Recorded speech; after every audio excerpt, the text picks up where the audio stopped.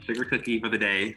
Hey, all right. Well, I'm really excited to be here today with my friend Will Coleman, and Will actually sent me some fantastic holiday cookies, and so Yes, I'm Maya's cookies. Maya's cookies, vegan holiday cookies, and I'm actually going to have a little gingerbread man with my coffee while we talk today. So sit back, and I'm really excited to have a little time with you today, Will. And I'd love to start out by just having you tell us a little bit about yourself. Yeah. Where are you living? Who are you? What do you do? Yeah, my name is Will Coleman. I am 20 years old. I am currently living in Chicago, finishing up my degree in television at Columbia. I'm currently interning with Hopelab in the marketing department, so doing all things marketing, learning new things from team members there. I've been really in the media and food industry since I was 16, so I'm kind of realized my passion as I'm growing up right now and trying to take those skills I've learned from media and implement them into marketing and all that good stuff. Fantastic. So, the conversation I want to have with you today is about a topic that's near and dear to our hearts at Hope Lab. We work on the health and well-being of young people. And one of the big topics of 2020, of course, has been mental well-being. Yes. Really challenging for all of us in this time, and particularly challenging for young people. Yes. Sort of thinking about what you're doing, what the future holds, where you're living, how you're living. So I'd love to hear a little bit about the things you're doing and thinking about that can help you support and improve mental well-being in your everyday life. Mm-hmm. When it comes to mental well-being, especially during this time, it can be very, very hard because the last thing you're focusing on most of the time is your mental health. You're trying to get all these things done, especially with me being in school. I have an ever-growing list all the time of homework assignments, other commitments I made with other friends, work members. So the last thing I really check up on is myself. So the thing that I've been trying to work on recently is just being very, very intentional with how I'm spending my time, my free time, spending time by myself, and just trying to organize my thoughts carefully and intentionally. And I realized that taking the time to focus on myself sometimes could be really, really beneficial and have great impact on how I'm feeling throughout my days and how I'm feeling throughout the entire week as a whole when I take the time just to give myself back some time and, reflect. I love that. So tell me a little bit about, just kind of walk me through a day. And maybe as we go through sort of a day in the life of Will, what are some of the things that you can point out that you're doing that might be helpful for others? Yeah, so most of my days is spent a lot of time on screen, whether it's Zoom, whether it's emails or homework assignments and whatnot. So I try to create a very strict schedule for myself to do those things that are commitments that I made for myself to do, whether it's for work or school, but also taking time to schedule out a time in my day to just reflect, turn off all the screens, turn off my phone, and get my journal. I have my journal and I have my notepads that I use all the time just to write down my day. I try to write down the good things that happened, the bad things that happened, the things I wish I could have changed but didn't change. And just taking that time to think about how I'm going to change the days going forward so I don't make those same mistakes, so I don't spend time dwelling throughout the same issues that I dwelled on days before. So just being very intentional with how I'm reflecting about my day and how I'm moving forward days to come. Great. Well, I know I was thinking about this morning because I start every day with a little short meditation practice. And, I know that that's hugely beneficial for me. And I wonder if that's something you do as well. Yeah, I think it's very, very beneficial for everyone to find their little niche when it comes to taking time for themselves or a great time for reflection. One thing that I've been working on that's also improving some personal goals that I have for myself before the new year is doing a quick little workout throughout the morning. I start my days off in my little studio apartment right on the carpet right here. I pull on my yoga mat, I do some ab workouts, some yoga routines. And I think it's very important, regardless if it's yoga or meditation or working out, just to find that little time of the day to do something that you want to do, something that you love to do. Because if you don't love to do it, it really won't help you at the end of the day. So just finding that little niche or little routine to improve your days going forward is very beneficial for everyone, I believe. Well, that's great. And, it's funny, I was listening to a podcast the other day with Dan Harris, who's kind of has the 10% Happier podcast now. And it was really interesting because he was doing an interview and basically making a really important point, which is that even a minute counts. Yes. That whatever you can do. And so, I, like you, am on Zoom all day long, and I often have these little 10-minute breaks, my Zoom calls, between Zoom calls. And I'm doing the same things you're doing. Like I've got my yoga mat set up. I have some weights. I try to get in little bits of exercise. And I actually try to get outside and walk around the block, whatever the, in my case, it's walk along the water a little bit. It might be just metaphoric, walk around the block, but just to take those little moments is hugely, hugely important. Yeah. And I don't know, I don't know about you, but I find as depressing as this is, I kind of have to schedule those in. So Mhm. I've been trying to do that as well. Yeah, I love that point so much because it's sad to say, but it hasn't been that long where I began to practice the fact that every minute does count. Um, just I think like 2 months ago, I think I've started this routine of being very, like I said, very, very intentional with looking at the clock and seeing how many minutes are passing by, because it's crazy to see how fast the day goes by, how fast the minutes, the hours go by when you're just kind of tuned out. You're not being intentional and being understanding and easy on yourself when it comes to how the minutes are flying by. So scheduling out those 10-minute breaks are excellent to do. And if you have to schedule it, it may sound depressing or whatnot, but I think it's highly beneficial because you're holding yourself accountable. And if you don't hold yourself accountable, nothing's going to change. So putting those 10-minute blocks on your schedule to say, this is me time, I think is a great way to be intentional, you know?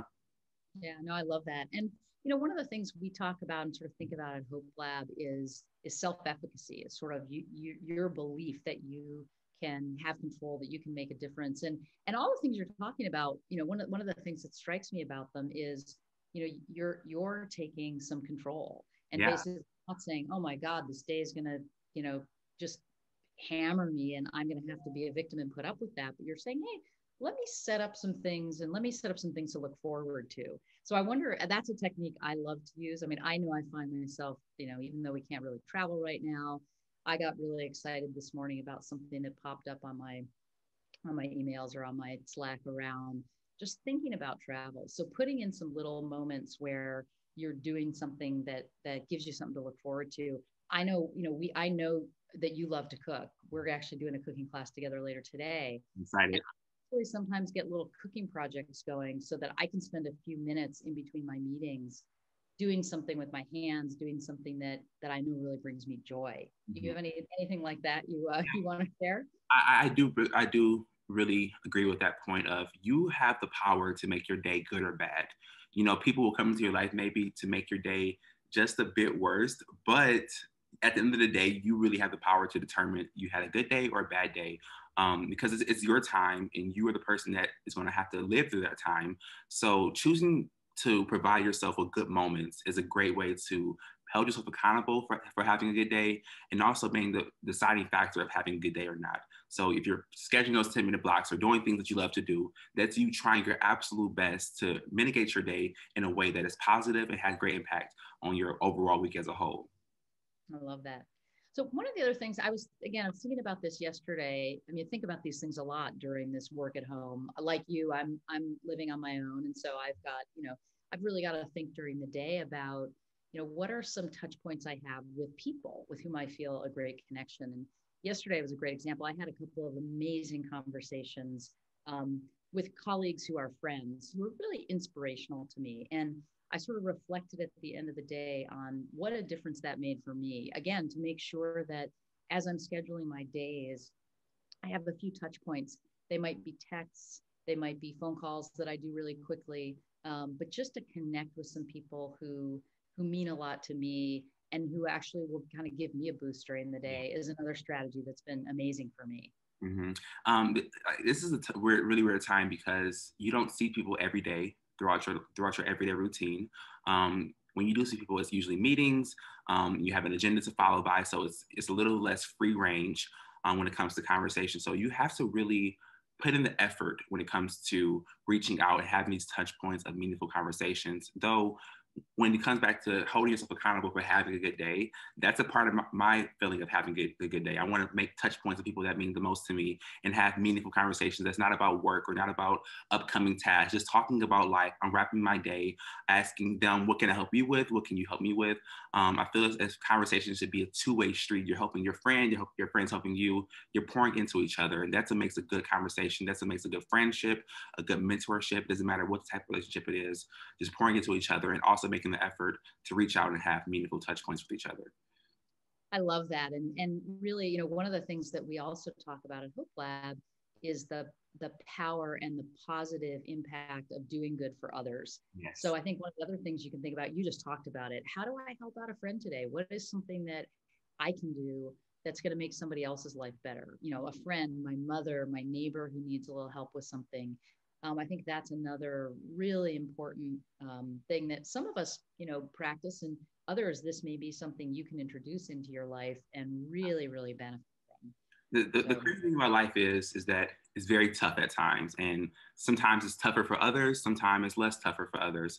Though I do believe that in order for me to have a pretty good life, I want to feel as if I'm making good impact in someone else's too. And it doesn't take that much time to be a good person and to have a good heart for others. So being intentional with how you're treating other people and how you're reaching out to other people and making it a routine to check up on the people that you love and ask them, how are you doing? That one sentence of how are you doing can release an amazing conversation and help somebody have a really good day. So if I can help somebody else have a good day, that means my day was absolutely amazing, because it took nothing to be a good person. A minute or two to ask somebody how they're doing. Is there anything I can do to help you out? And it can make your impact in both of your lives. Yeah, you're great about this. I just know in the conversations that we've had, you're a fantastic listener. So what are some tips that you have or thoughts that you have around how to actually really ask that question and give someone the time to respond and to be heard? Yeah, this is something that I've been working on for a while, because believe it or not, I wasn't always the best listener or communicator in past years. Though I've realized that my life has become pretty good, and I'm very grateful for that because of other people. Other people have poured into me, others have listened to me, others have helped me out, and I want to pass that forward to everyone that I make contact with. So when it comes to being a good listener, it really is the fact of being selfless. It's not about you all the time when you're having conversations. And like I said, this is something that I've been working on. So those who are listening and they're not doing this is a great time to start going forward, and being selfless during conversations, and really meaning the words that you say to people. When you say, I love you, when you say, can I help you? When you're asking them questions, actually being intentional when you're asking them, not conversation fillers, not something to move the conversation a bit faster, actually taking the time and wanting to do it because you love that person or you have great gratitude for that person. So being selfless and being intentional are two ways I try to be a good listener and implement those skills when it comes to actually taking in those conversations and doing good impact between the both of us. Yeah. So one of the things that I heard yesterday, I was listening to a great conversation on this topic, and the person made the comment, "Let the silence do the work."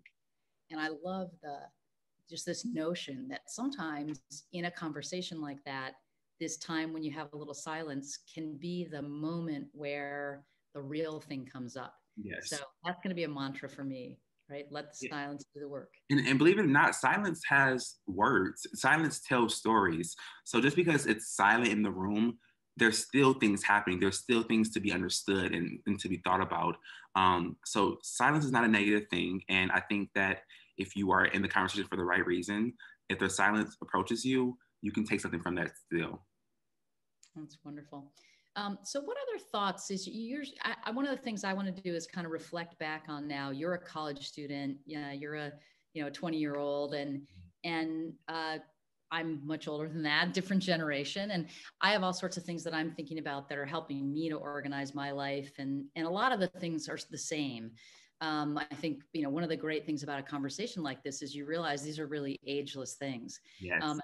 I think you're sort of wise beyond your years, but say a little bit about sort of what you think the reality of being a 20-year-old today is, and any thoughts that you have that you can share with other young people, other students that are kind of helping you not just get through this time, but really thrive during this time, and think about as we go into 2021, what can make this an amazing year? Yeah. As I stated earlier, time is just flying by, and I can't believe I'm 20 already. This is a really weird time in life for me. I'm graduating college. I'm making new friends. I'm starting new opportunities. I'm going after things that I've dreamed about when I was younger. Though I feel as if life could be way worse. And I'm very grateful for every single day that I wake up, because I know that I'm going to have a good day. And I really understand that life is good because the community that is around me. I really think that to have a great, impactful life, you have to have a community that surrounds you that, like I said, is pouring into you, that is there for the right reasons, that want to see you win, and also being a person that is also being a part of that community that's doing the same exact thing. So when it comes to being 20 in this year and going forward, my goal is to just create a bigger community of people that can really take the time to connect with each other and reflect with each other and grow with each other and build with each other. Because it's all about togetherness, in my opinion, because you really can't do much alone that makes positive impact for everybody. So when you want to see everyone win and everyone grow, it takes a team of people to do it together. Yeah, that's fantastic. And the question I was going to ask you, just I had two more questions before we tie up this morning. And one of them, and I could talk to you all morning, but it's gonna be an endless conversation. It will be an endless conversation. But I wanted to think about that a little bit. Now, we've been talking about ourselves and what we're doing, and we've talked about our communities a little bit along the way. But what are some of the things that you think both you can be doing and we at Hopelab can be doing to try to help improve opportunities for great mental well-being in our communities? Yeah, I think when it comes to Hopelab in general, uplifting each other when it comes to outlets on social media and whatnot. Oftentimes, social media gets a really bad rep. Though, if you take the time and we have all this technology in the world, we have our hands on it, and really choose the right ones and the right stories to tell through social media, it can have the power to create great impact in so many individual lives. So not really blowing away social media and taking advantage of it in every element and aspect is a great way to build together as a community and help each other out in positive ways.